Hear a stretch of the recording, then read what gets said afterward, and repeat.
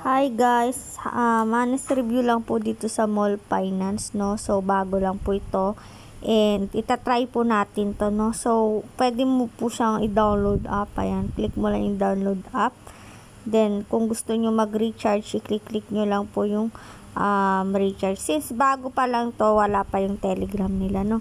So, ayun guys, ang in-invest ko dito guys is yung 1,500. 400 pesos ang daily profit niya. Then, mga 4 days, bawi na po yung aking ininvest dito. So, ito pong Mall Finances, katulad to ng Syspex na halos nagtagal ng 3 weeks, no? So, may daily sign-in din po to na 5 pesos. Then, may bonus po na 20.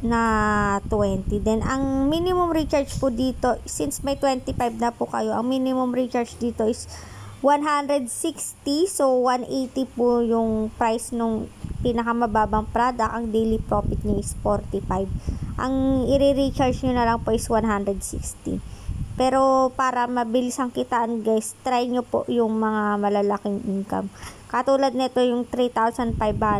Ang daily profit niya is 1,000. So, halos 3 to 4 days, bawi mo na agad yung puhunan mo dito, no?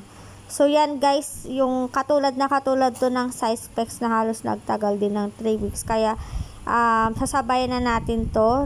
Nag-invest na ako neto ng 1,500 nga guys, para pumaldo tayo. So, yun lang guys. If you want to invest, ilalagay ko na lang sa pin comment section ko yung aking link. And, ayun guys, invest what you can afford to lose lang guys, no?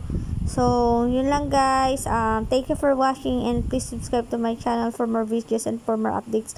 Bukas guys, once nakapag-withdraw ako is mag-vlog po ako about sa withdrawal. Pero yung upline ko na nag-invite sa akin is nakapag-withdraw naman dito and mabilis naman po yung withdraw.